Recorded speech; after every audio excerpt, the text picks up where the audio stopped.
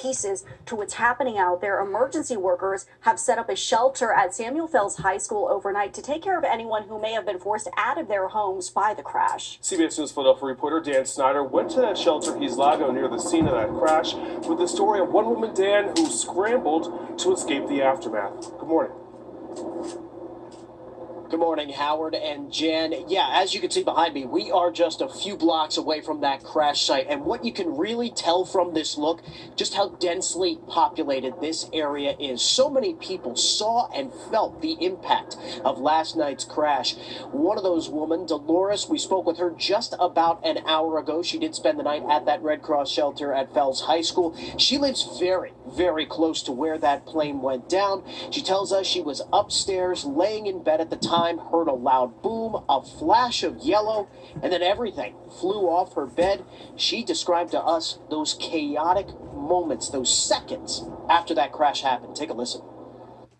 As I came downstairs and I opened up the door, there was a piece of the airplane and at the steps on fire. So I thought the house was on fire.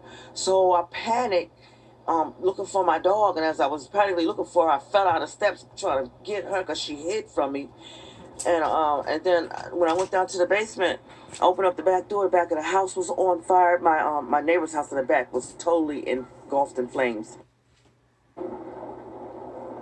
Now, fortunately, Dolores and her dog were able to get out of the house safely. As we said, she did spend the night at the Red Cross shelter at Fells High School. When we spoke to her just about an hour ago, she was actually on her way back home to get her first daylight look at her home. She tells us most, if not all, of the windows in her home are blown out, but at this point, she does not think she has any fire damage, so she is going to check everything out, as many people around here are going to be doing today. Howard and Jan, back to you. You know, we've been saying all morning long that this is right next to Roosevelt Mall. However, we also need to remember that you're also right in the middle of the neighborhood. Yeah, so many people want to get back to see what is left. But again, officials are asking people to stay away from that scene at this time as the investigation continues. Left behind, any street, any alleyway, any pathway you could really find that could lead to that crash site is going to be closed off as police try to cordon off as much as they can as part of this investigation. But obviously, this entire area was full of activity last night as that jet went down.